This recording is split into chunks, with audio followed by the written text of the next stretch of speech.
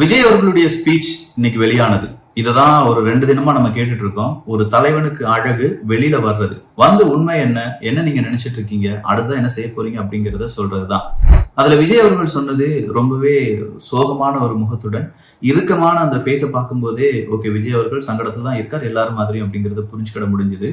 அதன் பிறகு அவர் சொல்லக்கூடிய விஷயம், கரூர்ல இப்படி ஒரு அசம்பாவிதம் நடக்கக்கூடாதது நடந்துருச்சு அப்படின்னு சொல்றதுல இருந்து கரூர் மக்கள் கொஞ்சம் கொஞ்சமா வெளியில வந்து உண்மையை சொல்லும் போது அந்த கடவுளே இங்க வந்து சொல்ற மாதிரி இருக்கு. 5 மாவட்டங்கள்ல நாங்க இதே மாதிரியான பரப்புரை எல்லாமே செஞ்சிருக்கோம்.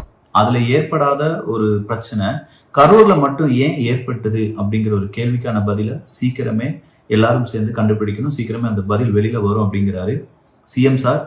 உங்களுக்கு ஏதாவது பழி வாங்கணும் அப்படிங்கிற ஒரு எண்ணம் இருந்துச்சுன்னா என்ன வேணாலும் செஞ்சுக்கோங்க. நான் ஒன்னும் ஆபீஸ்ல இருப்பேன், அப்படி இல்லைன்னா வீட்டுல இருப்பேன். என்னுடைய தொண்டர்களையோ இல்லாட்டி என்னுடைய ஆதரவாளர்களையோ எதுவும் செய்ய வேண்டாம் அப்படின்னு சொன்னது வரைக்கும் இங்க ஒரு பெரிய டாக் அப்படிங்கிறது ஓடிட்டு இருக்கு. கிட்டத்தட்ட 4 மணி நேரம் 7 மில்லியனுக்கு மேல, அதாவது 70 லட்சத்துக்கும் அதிகமான நபர்கள் இந்த வீடியோவை பார்த்திருக்காங்க, பகிர்ந்திருக்காங்க.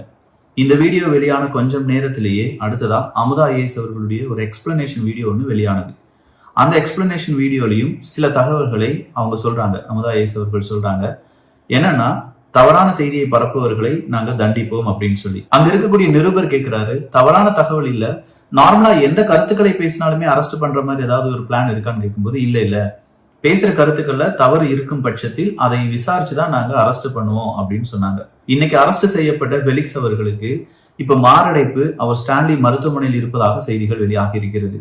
இது மட்டும் இல்லையே, விஜய் அவர்கள் பேசின பேச்சு ரொம்ப சினிமேட்டிக் ஸ்டைல்ல இருந்துச்சு அப்படிங்கிறதும், 2 இல்லப்பா யாரு தவறு செஞ்சிருந்தாலும் அவர் அரெஸ்ட் பண்ணுவோம் அப்படின்னு சொல்லி அமுதா ஐஏஎஸ் அவர்கள் சொல்லி இருப்பதும், 3 இப்ப என்ன நடந்துட்டு இருக்கு அப்படிங்கிறதையும் இந்த ஒரு பதிவுல பார்க்க போறோம். விஜய் அவர்கள் பேசின பேச்சுல சாரி இல்ல, அதே மாதிரி மன்னிப்பு கோரவில்லை, அடுத்ததா சினிமா டயலாக் மட்டும்தான் மிச்சமா இருந்துச்சு அப்படின்னு சொல்லி கொஞ்சம் பேர் அவங்களுடைய விமர்சனத்தை வைக்கிறாங்க. ஏன் கொஞ்சம் பேருன்னு சொல்லணும், திமுக காரங்க அந்த விமர்சனத்தை வச்சுட்டு இருக்காங்க.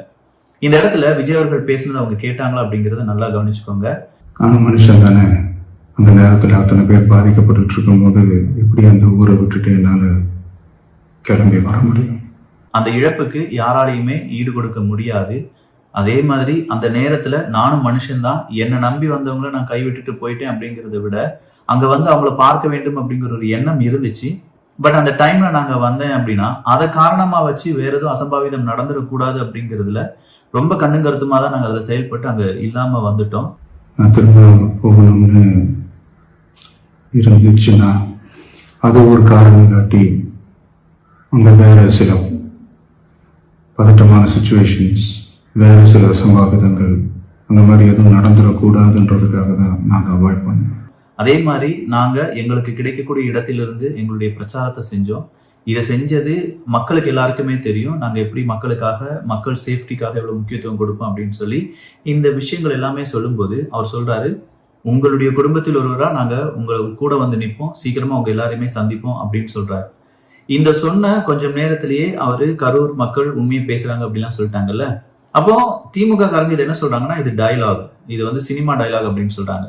அப்ப தாவேகா காரங்க சும்மா இருக்க மாட்டாங்கல்ல. இது எதுவுமே அவதூறுலாம் கிடையாது, இது எதுவும் தப்பான செய்தியும் கிடையாது, என் மேல நீங்க கேஸும் கொடுக்க முடியாது.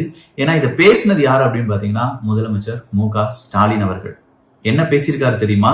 சீண்டி பார்க்காதீங்க, எங்களுக்கு எல்லாவித அரசியலும் தெரியும், திமுக காரன் சாதாரணமா வரல, இது மிரட்டல் அல்ல, எச்சரிக்கை எச்சரிக்கை எச்சரிக்கை. இத பேசின போது இது சினிமா டயலாக் மாதிரி இருக்கிற மாதிரி உங்களுக்கு தோணலையா? அது தோணலனா இது மட்டும் எப்படி சார் தோணுது அப்படிங்கிற கேள்வியை கேட்கிறாங்க சார் தாவேகாக்காரங்க. அந்த பசங்க இந்த விர்ச்சுவல் வாரியர்ஸ் இருக்காங்க பாத்தீங்களா, அவங்க சும்மா நொடிக்கு நொடி என்ன நடந்துட்டு இருக்கு அப்படிங்கறதெல்லாம் சோசியல் மீடியால வந்து பகிர்ந்துகிட்டே இருக்காங்க பாத்துக்கோங்க. அவங்க கிட்ட இந்த மாதிரியான வீடியோ காண்பித்து உங்களுடைய தலைவர் பத்தியா இப்படி டயலாக் பேசுறாரு, ஹே உங்க தலைவரும் டயலாக் பேசியிருக்காருப்பா அப்படின்னு சொல்லிடுறாங்க, டக்குன்னு சொல்லிடுறாங்க பாருங்க. அதனால கொஞ்சம் சேஃப்டி அரசியல் பண்றது நல்லதா இருக்கும் அப்படிங்கிறது ஒரு தோன்றலா இருக்கு. இல்ல விஜய் அவர்கள் 41 நபர்கள் உயிரிழந்ததற்கு மன்னிப்பு கோரவில்லை அப்படின்னு கேட்டா, விஜய் அவர்கள் மன்னிப்பு கோரவில்லை அப்படிங்கிறது உங்களுடைய பிரச்சனையா, இல்ல விஜய் அவர்கள் இந்த வீடியோ வெளியிட்டு அது ஃபுல் டாக்கா மாறிட்டு இருக்கு அப்படிங்கிறது உங்களுடைய பிரச்சனையா? விஜய் அவர்கள் மன்னிப்பு கோரவில்லை அப்படின்னா உங்களை நான் சந்திக்க போறேன், அந்த இழப்புக்கு ஈடு கொடுக்க முடியாது, தவறு நடந்துருச்சு, அதுக்கான அடுத்த கட்ட நடவடிக்கை நம்ம செய்ய போறோம், இன்னும் ஸ்ட்ராங்கா நம்முடைய கட்சி வீரியம் மிக்க ஒரு கட்சியாக மாறி நிற்க போகிறது அப்படிங்கிற அறிவிப்பெல்லாம் கொடுத்துட்டார். அடுத்ததா இந்த இடத்துல இன்னும் சிக்கல் என்ன வருது அப்படின்னா, ஆதவர்ஜுனா மீது வழக்கு தொடரப்பட வேண்டும் அப்படின்னு சொல்லி நேத்தே நம்ம சொல்லியிருந்தோம். அதே மாதிரி அவங்க வழக்கு தொடர்ந்து இருக்காங்க. காரணம் இருக்கு, ஆதவர்ஜுனா அந்த இடத்துல செஞ்சது ஒரு பெரும் பிழை. புரட்சி வெடிக்க வேண்டும் அப்படிங்கிற மனநிலைமையில பேசினார் ஆதவர்ஜுனா. இந்த இடத்துல ஆதவர்ஜுனாவுக்கு எதிராக வழக்கு எப்படி தொடரப்பட்டு இருக்கிறது அப்படிங்கிறதும், அடுத்து ஆதவர்ஜுனா மீது எந்த மாதிரியான வழக்குகள் பாயும் அப்படிங்கிறதுலாம் ஒரு பெரும் கேள்விதான். சோ இப்போ மறுபடி தாவேகா மற்றும் திமுக அப்படிங்கிறவங்களுடைய வக்கீல், அங்க இருக்கக்கூடிய லாயர்ஸ், நீதிபதி, இவங்களுடைய டிஸ்கஷன் எல்லாமே இன்னைக்கு ஓடி இருக்கு. வழக்கு விசாரணை அப்படிங்கறதெல்லாம் ஓடி இருக்கு.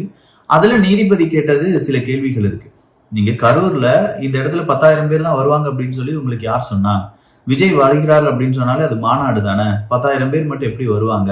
இல்ல சனிக்கிழமை சம்பள நாள்னால கொஞ்சம் கம்மியா தான் வருவாங்க நாங்க நினைச்சோம் அப்படின்னு சொல்லி தாவேகா சார்பில் ஒரு விளக்கம் அப்படிங்கிறது கொடுக்குறாங்க. அந்த விளக்கம் சரியானதா அப்படின்னு கேட்டா அதெல்லாம் சரியானது கிடையாது. கண்டிப்பா 10,000க்கும் அதிகமான நபர்கள் வருவார்கள் அப்படிங்கிறது நமக்கும் தெரியும். சோ இந்த இடத்துல அமுதா ஐஏஎஸ் அவர்கள் இதற்கு விளக்கம் கொடுக்கிறார்கள். கரூர்ல நடந்த விஷயங்கள், அதுக்கான உண்மை வெளியே வரும் அப்படின்னு சொல்லி விஜய் அவர்கள் சொன்ன அந்த வார்த்தைக்கும் அமுதா ஐஏஎஸ் அவர்கள் கொடுத்த விளக்கம் ஒரு பதிலாக திமுக காரங்களால இப்போது என்ன செய்யப்பட்டு வருகிறது என்று கேட்டால் நிறைய இடத்துல பகிரப்பட்டு வருகிறது. அதுல இப்போ பாஜகவும் சேர்ந்து ஒரு சின்ன கேம் பிளே பண்ண ஆரம்பிச்சிட்டாங்க. உண்மை கண்டறியும் ஒரு குழு அப்படிங்கிறத பாஜக அமைத்தார்கள். ஹேமமாலினி அவர்களா இருக்கட்டும், இல்ல இன்னும் சில முக்கியமான நபர்களா இருக்கட்டும், அவங்க எல்லாம் கொஞ்சம் விசாரணை எல்லாம் நடத்துறாங்க. அண்ணாமலை அவர்கள் இருக்காரு, நயினா நாகேந்திரன் அவர்கள் இருக்காங்க. அதுல மறுபடியும் சில நபர்கள் கத்தியால கிழிச்சாங்க அப்படின்னு சொல்லக்கூடிய அந்த தகவல் ரொம்ப பரபரப்பை ஏற்படுத்தி இருக்கு. அது அண்ணாமலை அவர்களும் ஹேமமாலினி அவர்கள் எல்லாம் கேட்டுட்டு இருக்கும் போதே இந்த விஷயங்கள் எல்லாமே நடக்குது. இது தவறான செய்தி எனும் பட்சத்தில் ஹேமமாலினி அவர்களை நீங்க அரெஸ்ட் பண்ணுவீங்களா அப்படிங்கிற ஒரு கேள்வி உருவாகி இருக்கிறது. சரி, இந்த இடத்துல விஜய் தாமதமாக வந்தார் என்றால் அதற்கு முன்பே அங்கே ஆயிரக்கணக்கில் மக்கள் கூடியிருந்தார்களே, உளவுத்துறையும் காவல்துறையும் என்ன செய்து கொண்டிருந்தது? என்ன ஸ்டெப்ஸ் எடுத்தீர்கள்? மாவட்ட நிர்வாகம் எங்கே போனது? இன்னும் பல சீரியஸான கேள்விகளுக்கு பதில் வர வேண்டும். டெல்லி எம்பிக்கள் உண்மை கண்டறியும் குழு அப்படின்னு சொல்ற இந்த குழு இவ்வளவு விஷயத்த சொல்றாங்க. அப்ப அவங்க என்ன கேட்கறாங்கன்னா, 10,000 பேர் வருவாங்க அப்படின்னு சொல்லி தானே நீங்க அனுமதி கேட்டீங்கன்னு சொல்லி நீதிபதி கேட்டதற்கும், இப்போ இவங்க இந்த 4 எம்பிக்கள் வந்திருந்தாங்கல்ல, அவங்க என்ன சொல்றாங்க, 10,000க்கும் அதிகமான நபர்கள் வந்துட்டாங்க.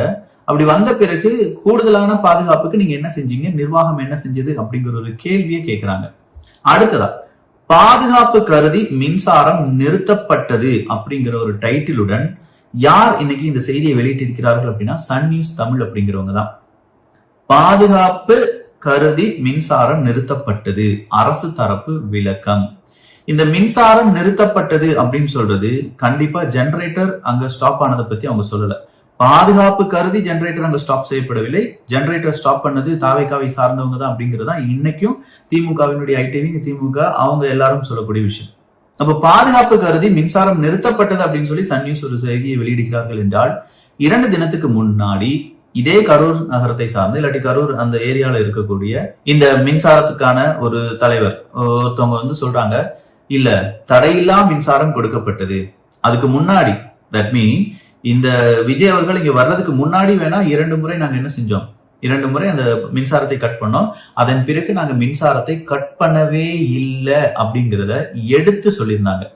இப்ப சன் நியூஸ் எப்படி செய்தியை வெளியிடுகிறார்கள், பாதுகாப்பு கருதி மின்சாரம் நிறுத்தப்பட்டது அப்படின்னு சொல்றாங்க. இதுல எது உண்மை அப்படிங்கிறது தெரியணும். யார் பொய் சொல்றாங்க, யார் வீண் வதந்தியை பரப்புகிறார்களோ அவங்கள அரெஸ்ட் பண்ணணும். ஏன்னா இந்த மாதிரியான நியூஸ் சேனல்ஸ் தான் வீண் வதந்தியை சும்மா டைட்டில் கார்ட்ல போட்டுட்டு மக்களை திசை திருப்பி, மக்களை குழப்பி, அதுக்கு கீழே இருக்கக்கூடிய கண்டனை நம்ம வாசிச்சு பார்த்தா இதே கண்டனா தான் இருக்கும். அப்போ இங்க மின்சாரம் நிறுத்தப்பட்டது அப்படின்னு சொல்லி சன் நியூஸ் சொல்லும்போது மின்சாரம் நிறுத்தப்படவே இல்லை அப்படின்னு சொல்லி அங்க இருக்கக்கூடிய மின்சார ஊழியர்கள், அங்க இருக்கக்கூடிய அலுவலர்கள் சொல்லும்போது இதுல யார் சொல்றதை நம்புறது அப்படிங்கறது நீங்களே புரிஞ்சுக்கோங்க. அடுத்ததா அமுதா ஐஏஎஸ் அவர்கள் ஒரு விளக்கம் கொடுத்தார்கள். அது அரசு தரப்பு விளக்கம் அப்படின்னு சொல்லப்பட்டது. அதுல போலீசார் தொண்டர்களை விலக்கிவிட்டனர், தடியடி நடக்கவில்லை அப்படின்னு சொல்லிதான் யார் சொல்லியிருக்காங்க, அரசு தரப்பு விளக்கம் அப்படிங்கிறது கொடுக்கப்படுது. ஆனா தடியடி நடத்தின மாதிரியான வீடியோவும், தடியடிக்கான அந்த கலைந்து செல்லக்கூடிய கூட்டத்துல தடியடி நடத்தினது, நடந்து போகும்போது தடியடி நடத்தினது மாதிரியான வீடியோக்கள் எல்லாம் வெளியானது. அதை விலக்கி விடுவதற்கெல்லாம் அவங்க வாண்டடா தடியடி நடத்தின மாதிரி வீடியோ ஃபுட்டேஜஸ் இருக்கு. ஓகே, அப்ப அமுதா ஐஏஎஸ் அவர்கள் சொல்ற மாதிரியே இது என்ன இல்ல, தடியடி நடத்தப்படவில்லை, விலக்குவதற்காக அவங்க தள்ளி விட்டாங்க அப்படின்னு சொல்லி போலீசார் மீது நம்ம கரிசனை காண்பித்து விடலாம். ஆனா கரூர் தாவேகா தலைவர் விஜயின் பரப்புரை இடத்தில் ஆர்ப்பரித்த தொண்டர்கள் கூட்டம், போலீஸ் தடியடி அப்படின்னு சொல்ற ஒரு செய்தியை யார் வெளியிட்டிருந்தார்கள்? இதே நியூஸ் சேனல்ஸ் வெளியிட்டிருந்தார்கள். இப்ப எங்களுடைய கேள்வி என்னன்னா, இந்த நியூஸ் சேனல்ஸுக்கு நாம கொடுக்கக்கூடிய தண்டனை என்ன? அப்ப நியூஸ் சேனல்ஸ் தேவையில்லாத விஷயங்களை பரப்பி விட்டுறலாம். அதை நம்பி ஒருத்தன் பேசுறான் அப்படின்னா அவன் தப்பு பண்ணியிருக்கான், அவன் அவதூறு பேசுறான், அவன் தேவையில்லாத விஷயங்களை பேசுறான், அவனை நீங்க அரெஸ்ட் பண்றது அப்படிங்கிறது நியாயமான விஷயமா இல்லையா? அப்ப நியூஸ் அப்படிங்கிற மீடியாவுக்கு நீங்க கொடுக்கக்கூடிய ரெஸ்ட்ரிக்ஷன் என்ன? நியூஸ் மீடியால வேலை செய்யக்கூடிய நபர்கள் உங்களுடைய ஜேர்னலிசம் அப்படிங்கிறத எப்படி ப்ரூவ் பண்றீங்க? அரசாங்கம் சொல்லுது தடியடி நடத்தப்படவில்லை அப்படின்னு, ஒரு நியூஸ் சேனல் வந்து சொல்லியிருக்காங்க தடியடி நடத்தப்பட்டிருக்கிறது அப்படின்னு சொல்லி. நிறைய பேர் வீடியோவை டெலிகாஸ்ட் பண்ணி வீடியோவை ஷேர் பண்ணி எல்லாரும் சொல்றாங்க, மேடம் பாருங்க மேடம், உங்க மேல நம்பிக்கை இருக்கு மேடம், தடியடி நடத்தியிருக்காங்க மேடம் அப்படின்னு சொல்றாங்க. இங்க எது உண்மை எது பொய் அப்படிங்கறத தெளிவுபடுத்துவதற்கு இன்னொரு நியூஸ் சேனல் தொடங்கணும் போல. இந்த நியூஸ் பேப்பர், இந்த நியூஸ் சேனலில் வரக்கூடிய நியூஸ் தவறானது அப்படின்னு சொல்றதுக்கு இன்னொரு நியூஸ் சேனல் நம்ம தொடங்கினாதான் சரியா இருக்குமோ அப்படிங்கிற ஒரு தாட் இங்க வருது. அப்ப தமிழ்நாட்டுல இவ்வளவு சலம்பல்கள் நடந்துட்டு இருக்கு அப்படிங்கிறத அமுதா ஐஏஎஸ் மாதிரியான உயர் அதிகாரிகள் கண்டுபிடிக்க வேண்டும். இங்க இருக்கக்கூடிய நியூஸ் மீடியா தான் இவ்வளவு பெரிய பிரச்சனையை உருவாக்கிட்டு இருக்காங்களோ அப்படிங்கிற ஒரு கேள்வி வருதா? அடுத்ததா ஏடிஜிபி டேவிட்சன் தேவாசிர்வாதம் அவர்கள் என்ன சொல்றாருன்னா, விஜயின் எல்லா பரப்புரை நிகழ்ச்சிகளிலும் பொதுமக்கள் பாதிக்கப்பட்டுள்ளனர். சோ விஜய் அவர்கள் என்ன சொன்னாரு, கரூர்ல மட்டும் ஏன் இந்த பாதிப்பு? பதறி அடிச்சுட்டு ஏடிஜிபி டேவிட்சன் அவர்கள் என்ன சொல்றாங்க, இல்ல எல்லா இடத்திலுமே பொதுமக்கள் பாதிக்கப்பட்டனர் அப்படின்னு சொல்றாங்க. சோ எல்லா இடங்களிலுமே பொதுமக்கள் பாதிக்கப்பட்டனர் அப்படின்னு சொல்ற இதே காவல்துறை அதிகாரிகள் அங்க பொதுமக்கள் கூடிய போது 20,000 27,000 பேர் வந்துட்டாங்க அப்படிங்கறத நீங்க ஐடென்டிஃபை பண்ணும்போது எகெயின் அண்ட் எகெயின் நீங்க அதே 500 காவல்துறை அதிகாரிகளை தான் நாங்க நிப்பாட்டணும் அப்படின்னு சொல்லிதான் நிக்கிறீங்களே தவிர எக்ஸ்ட்ரா போர்ஸை கொண்டு வந்தோம், புதுசா நாங்க நிறைய திட்டங்களை வகுத்தோம் அப்படிங்கிற ஒரு வார்த்தையே சொல்ல மாட்டேங்க. சரிதான், விஜய் அவர்கள் சொன்னது, விஜய் அவர்கள் லேட்டா வந்தது எல்லாமே நம்ம தப்புன்னு ஒத்துக்கலாம். அந்த தப்பை சரி பண்றதுக்கான ஒரு வழின்னு ஒண்ணு இருந்திருக்கும்ல. அந்த வழி காவல்துறை அதிகாரிகளிடமும் உளவுத்துறையிடம் மட்டும்தான் இருந்திருக்குமே தவிர சாதாரண மக்கள் கையில் இல்லை என்பதுதான் நிதர்சனமான உண்மை. அடுத்ததா கரூர் சம்பவத்தை நேரில் பார்த்ததை சொன்ன உறவினர் நடித்து காண்பித்த அண்ணாமலை. ஏன்னா அண்ணாமலை அவர்கள் அந்த டீம் அப்படிங்கிறதுலாம் இங்க சோதனை நடத்திட்டு இருக்காங்க. பெரிய அளவுல தனிநபர் ஆணையம் ஒன்றும் அமைக்கப்பட்டது. யார் சார்பா? தமிழ்நாடு அரசாங்கம் சார்பா. பட் எடப்பாடி பழனிசாமி அவர்கள் ரொம்ப தெளிவான ஒரு கேள்வியை கேட்டிருந்தார். கரூர் துயர சம்பவத்துக்கு பிறகு ஸ்டாலின் அரசு முற்றிலும் சீர்குலைந்த நிலையில் உள்ளது. மக்களை பாதுகாப்பதில் ஏற்பட்ட தங்களின் தோல்வியை விரைவாக மறைத்து இந்த விபத்திற்கான காரணத்தை பிறர் மீது சுமத்த வேண்டும் என்பதே அரசின் நோக்கமாக தெரிகிறது.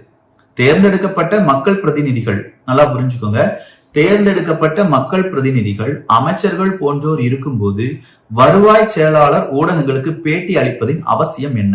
அதாவது அமுதா ஐஏஎஸ் அவர்கள் அந்த பேட்டி கொடுக்குறாங்கல்ல, இந்த பேட்டி ஏன் கொடுக்க கூடாது அப்படின்னா, ஓய்வு பெற்ற உயர் நீதிமன்ற நீதிபதி திருமதி அருணா ஜெகதீசன் தலைமையில் ஏற்கனவே ஒரு விசாரணை குழு நியமிக்கப்பட்டு அது பணியை தொடங்கிய நிலையில் விசாரணை குழு விசாரிச்சுட்டு தான் இருக்காங்க. அந்த பணி முடிவடைவதற்கு முன் அரசின் பேச்சாளர் என்ற வகையிலும் கூட ஒரு செயலாளர் இது போன்ற விஷயங்களை பேசுவதின் அவசியம் என்ன? எங்க விசாரணை நடந்துட்டு இருக்கு, திடுதிப்புனி அரசு மேல எந்த தவறும் இல்லை அப்படின்னு சொல்றதுக்கு ஒரு ஐஏஎஸ் அதிகாரிகளை நீங்க உள்ள இறக்குறீங்கன்னா இதுக்கான தேவை என்ன? அப்படின்னா இது அந்த குழுவின் கருத்துக்களை பாதிக்கும் வகையிலும் நீதியிலான அவமதிப்பாகவும் கருதப்பட வேண்டியது அல்லவா? ஆனால் ஸ்டாலின் அரசுக்கு எந்தவித நெறிமுறைகளும் ஒழுக்கமும் இல்லை. அவர்களுக்கு முக்கியமானது இந்த 41 அப்பாவி மக்கள் உயிரிழந்த இந்த கொடூர சம்பவத்திற்கான பொறுப்பிலிருந்து தப்பித்துக் கொள்வதுதான். மேலும் உண்மை சம்பவத்தை மறைப்பதற்கு இப்படிப்பட்ட நாடகத்தை இந்த அரசு அரங்கேற்றி இருப்பது மக்களிடையே மிகப்பெரிய சந்தேகத்தை ஏற்படுத்துகிறது அப்படின்னு சொல்லி எடப்பாடி பழனிசாமி அவர்கள் கூறியிருக்கிறார்கள். வேற ஒண்ணும் இல்ல, காவல்துறை அதிகாரிகளிடம் கேட்கும் போது கூட காவல்துறை அதிகாரிகள் நேத்து வரை என்ன பதில் சொல்லிட்டு இருந்தாங்கன்னா, தனிநபர் ஆணையம் ஒண்ணு இருக்கு, அவங்க விசாரிச்சுட்டு இருக்கனால கூடுதலான டீடைல்ஸ் எங்களால சொல்ல முடியாதுன்னு சொன்னாங்க. அதே ஒரு ஸ்டாண்டை தான் இப்ப யாரும் எடுத்திருக்கணும், அமுதா ஐஏஎஸ் மாதிரியான உயர் அதிகாரிகளும் எடுத்திருக்க வேண்டும். இல்ல நாங்க எக்ஸ்பிளைன் பண்றோம் அப்படின்னு சொல்லி வீடியோ எல்லாம் காண்பிச்சு எக்ஸ்பிளைன் பண்ணிட்டீங்க, நீங்க எக்ஸ்பிளைன் பண்ணது உண்மையாதான் இருக்கும் அப்படின்னா அந்த ஓய்வு பெற்ற நீதிபதி வழியாக ஒரு தனிநபர் ஆணையம் விசாரணை நடத்தி வருகிறது அல்லவா, அந்த விசாரணையினுடைய நோக்கம் என்ன அப்படிங்கிறத எடப்பாடி பழனிசாமி அவர்கள் கேள்வியா கேட்டிருக்காங்க. இதுதான் இப்போதைக்கு நடந்திருக்கு. இப்ப விஜய் அவர்கள் ஸ்பீச் கொடுத்துட்டாரு, அதை ஏகப்பட்ட பேர் பார்த்துட்டாங்க. மறுபடியும் சக்தியுடன் தமிழக வெற்றி கழகம் வரும் அப்படின்னு சொல்றாங்க. பட் இதோடு மட்டும் போதாது, 41 நபர்கள், அவங்களுடைய குடும்ப உறுப்பினர்கள், அவங்க குடும்பமா தமிழக வெற்றி கழகம் இருக்க வேண்டும். அவர்களுடைய இழப்புக்கு என்ன மாதிரியான உதவிகள் செய்ய முடியுமோ அத்தனை உதவிகளையும் தமிழக வெற்றி கழகம் செய்ய வேண்டும். இதுதான் அவங்க செஞ்ச ஒரு தப்புன்னு ஒண்ணு இருக்கும்ல, அந்த தப்புக்கான பிராயச்சித்தம். மத்தவங்க என்ன செய்யறாங்க என்ன செய்யல அப்படிங்கிறது தமிழக வெற்றி கழகம் பார்க்க வேண்டிய தேவை கிடையாது. உண்மையிலேயே நீதி நிலைநாட்டப்படும் அப்படின்னு சொல்லி விஜய் அவர்கள் சொல்றாரு.